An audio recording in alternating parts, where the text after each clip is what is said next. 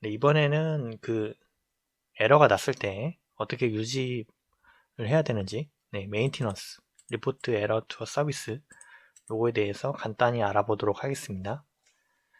자, 저희가 그 앱을 실행할 때 사용자가 저희가 만든 앱을 실행을 할 때 에러가 날 수 있겠죠. 네, 이런 에러를 뭐 그냥 자체적으로 처리를 하거나 무시를 할 수도 있겠죠. 그리고 사용자는 저희들의 그 앱스토어에 와서 어떤 뭐라고 하겠죠. 뭐 욕설을 한다든지 네, 그런 경우가 있을 텐데요. 네, 그거를 수정을 해야죠. 네, 네, 에러 정보가 없으면 어디서 에러가 났는지 정확하게 알 수가 없습니다.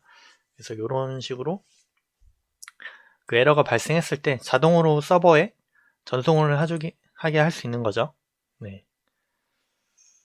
그래서 뭐 이거를 본인들의 서버를 갖고 있다면 그 본인들 서버로 그 전송을 하면 되겠죠? 네. 근데 또 굳이 또 서버가 없더라도 이런 식으로 또 클라우드 서비스가 있기 때문에 좀 또 클라우드의 시대 아니겠습니까? 네. 그래서 센트리. 여기서는 센트리라는 걸 이용을 해서 음, 센트리에 어떤 저희만의 그 프로젝트를 생성을 하고요. 그럼 회원가입을 하고요. 우선 회원가입 후에 저희들의 그 프로젝트를 생성을 하고요. 저희 그 플러터 프로젝트에서 이 센트리 클라이언트라는 거를 디펜던시로 선언을 합니다.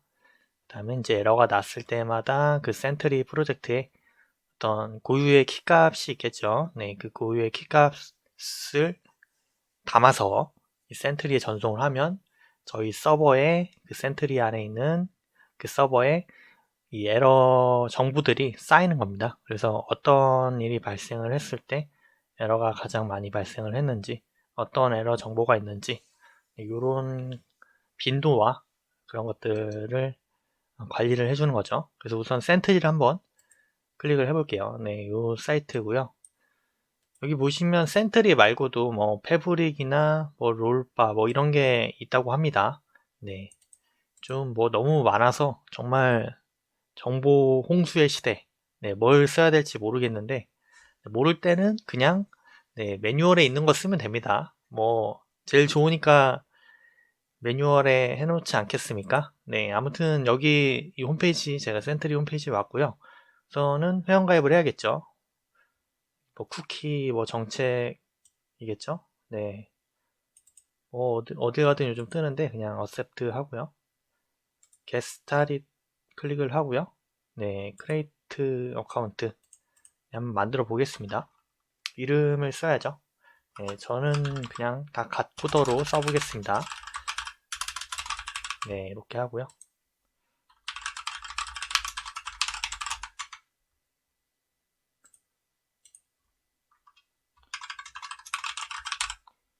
이런 식으로 회원가입을 할 수가 있어요.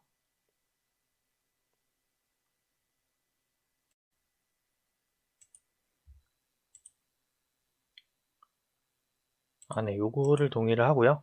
네, 요거는 어떤 이메일은 받지 않고요. 정책에만 동의를 해서 만들겠습니다.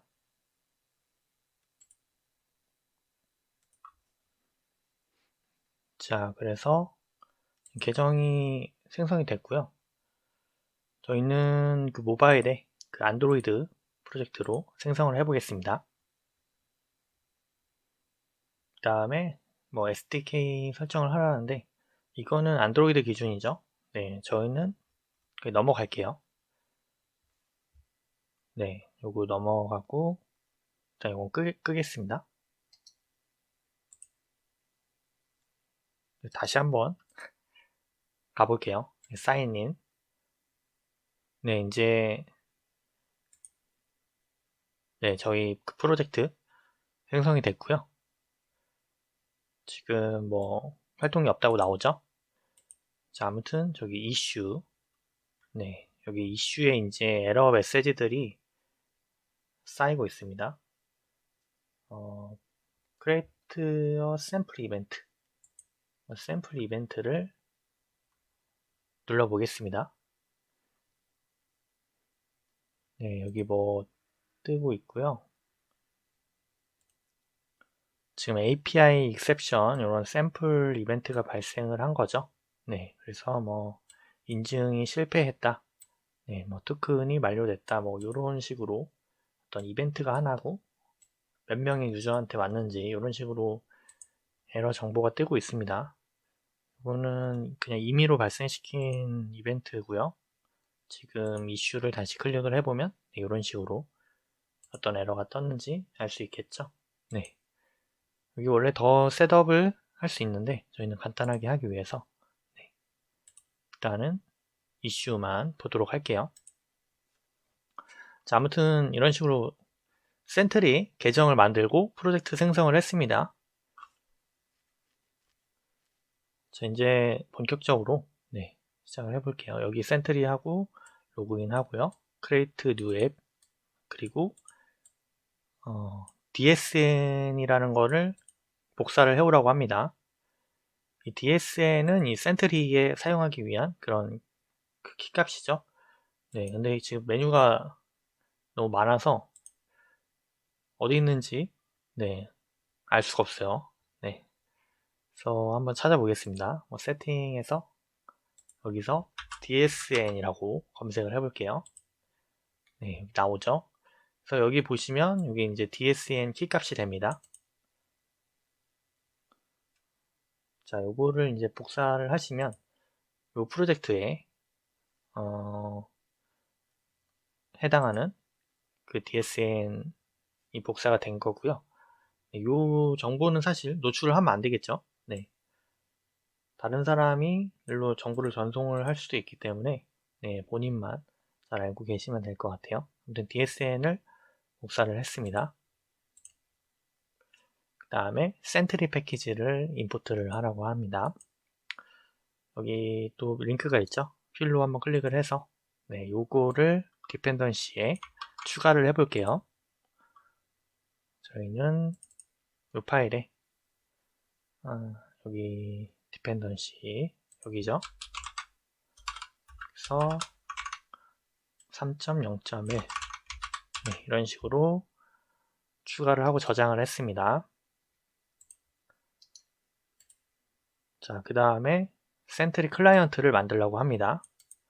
네, 이런 식으로 만들면 되고요. 지금 저희는 메인이 없는데 간단하게 뭐 이런 식으로 메인이 있다고 치면 뭐 이런 식으로 네, 센트리.dat고요. 여기에 뭐 아까 그 요 키값 DSN 값이죠. 요거를 이런 식으로 복사를 하면 됩니다. 이거는 작은 따옴표로 바꿀게요. 문자열은 네, 이런 식으로 해서 이제 이 센트리에서 어떤 정보를 에러 정보를 전송을 하면 네, 저희가 생성한 그 프로젝트에 전송이 되겠죠. 지금은 예제만 보고요. 그 아래에 최종 그 샘플을 복사해서 붙여 넣겠습니다. 지금은 어떤 코드가 있는지 주요 코드들에 대한 설명만 보도록 할게요. 그 다음에 추후에는 이게 디버그 모드인지 프로덕션 모드죠. 실제 앱이 배포될 때는 프로덕션 모드, 빌드도 릴리즈 모드로 해서 좀 더 앱도 빠르고 좀 더 최적화된 모드로 빌드가 되고요. 저희가 개발 시에는 모든 디버그 정보가 들어있는 좀 더 느리지만 더 많은 정보, 개발하기 편리한 정보들이 담겨있는 그런 모드로 개발을 하죠. 그래서 지금 이 다트에서 제공하는 그 게터 문법이죠. 네, is in debug mode라는 변수죠. 네, 이 변수지만 이 안에 보시면 어떤 프로그램 코드들이 있죠. 그래서 단순히 값을 가져오는 게 아니라 이 안에 있는 코드 동작의 최종 결과인 is in debug mode라는 이 값을 반환하면서 사용할 수가 있습니다. 이런 식으로 밑에 if문 보시면 네, 변수처럼 사용하지만 이 안에 있는 코드들이 가져올 때마다 동작을 한다는 거죠. 그래서 이게 개발 모드일 때는 여기 in debug 모드가 true겠죠. 하지만 실제 이제 배포될 때는 프로덕션 모드라고 하죠. 네, 여기 보시면 프로덕션 모드 요 값을 폴스로 주면 프로덕션 모드가 되겠죠. 네. 그래서 요거를 이제 환경에 따라서 어떤 값이 될지 변환한다는 겁니다. 요거는 지금 튜토리얼이기 때문에 이런 식으로 나온 거고요. 추후에는 뭐 설정 파일이라든지 네, 다른 설정 값에 따라서 코드가 바뀌겠죠. 요 안에 있는 코드들은. 네, 다음에 나오는 게 이 리포트 에러 함수죠. 네, 보시면 파라미터로 에러와 스택 트레이스를 전달받고 있습니다. 이 데이터 타입이 다이나믹이죠. 이 다이나믹이라는 뜻은 어떤 타입이든 전달받을 수 있다는 뜻이고요. 그래서 이 전달받은 그 타입에 그 변수와 어떤 함수가 있다면 요 에러하고 점을 찍고 네, 그 변수나 함수들을 호출을 할 수가 있습니다. 옆에 보이시는 스택 트레이스도 마찬가지고요. 스택 트레이스 같은 의미는 그 어떤 파일에 어떤 뭐 클래스의 어떤 부분에서 에러가 났다. 네, 요런 게 쭉 나열된 리스트라고 네, 보시면 되겠습니다. 그 다음에 이제 어싱크 키워드가 있죠. 그리고 리턴 타입은 퓨처고 네, 요거는 이제 비동기적으로 실행이 된다는 의미죠. 네, 그래서 요 코드가 실행이 되는데 지금 보시면 어웨이 키워드가 없죠. 네, 어웨이 키워드가 없을 때는 그 동기적으로 그냥 호출이 됩니다. 만약에 이걸 호출을 해도 계속 그 호출이 되다가 네, 만약에 이제 이 센트리의 이 캡처 익셉션 네, 요 함수 안에서 이제 아마 어웨이 키워드가 있겠죠. 네, 그때 이제 실행 흐름이 사용자한테 다시 넘어와서 사용자는 UI 멈춤 없이 자신들의 앱을 실행을 하다가 네, 그게 이제 끝나면 이제 다시 그 요 함수 내부에 있는 그 어웨이 키워드로 다시 흐름이 돌아가서 네, 최종적으로 전송이 끝났다는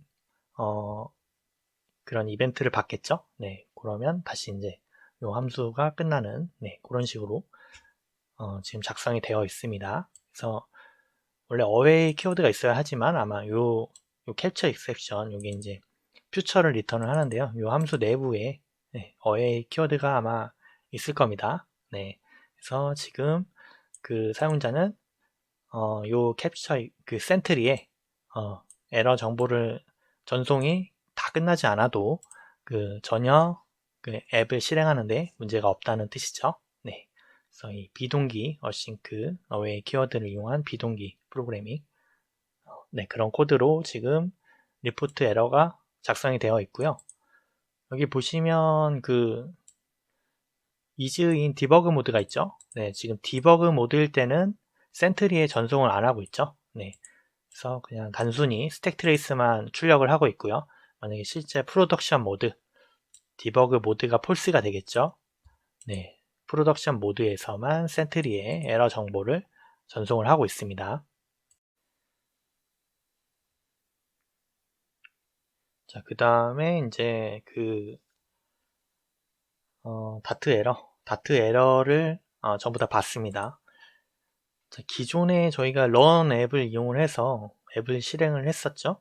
네, 그런데 여기서는 지금 이제 에러를 받기 위해서 그 run 존드라는 그런 함수 안에서 앱을 run 앱 함수를 실행을 해서 앱을 실행을 합니다. 그래서 그 여기서 발생한 에러는 네, 새로운 어떤 그 다트에서 제공하는 그런 존이라는 개념이 있는데 여기서 발생한 요 존에서 발생한 에러는 요 on 에러에서 처리를 한다. 네, 그래서 위에서 정의한 이 리포트 에러를 호출하게 합니다. 그래서 프로덕션 모드면 이 if문이 프로덕션 모드면 요 else를 타겠죠. 그래서 프로덕션 모드일 때만 센트리에 전송을 하고요. 만약에 디버그 모드라면 그냥 그 콘솔 창에 출력을 하게 이렇게 코드가 작성이 되어 있습니다.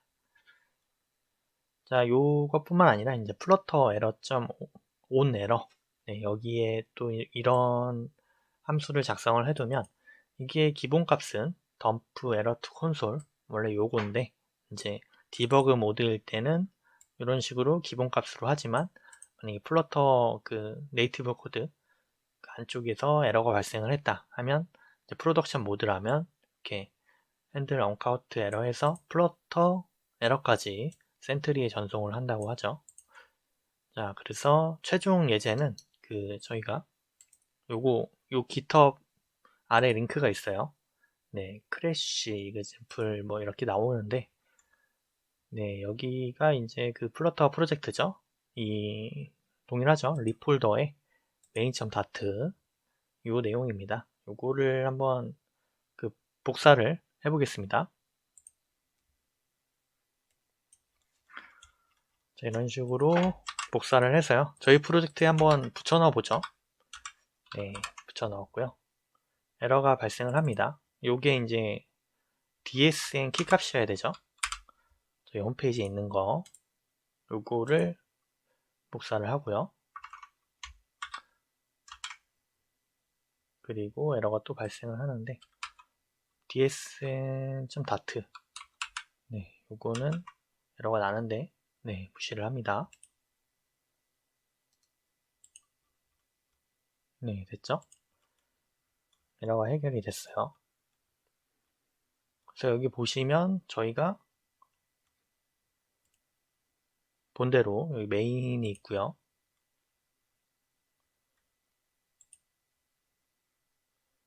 네, 여기 메인에서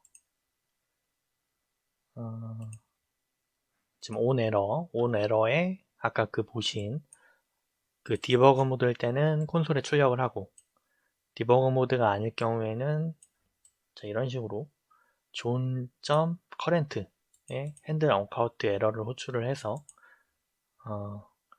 에러를 센트리에 전송을 합니다. 그리고 원래 run m만 있었죠, 기존에는. 근데 여기 run 존드에서 요 on 에러를 사용을 하기 위해서 새로운 존에서 실행을 합니다.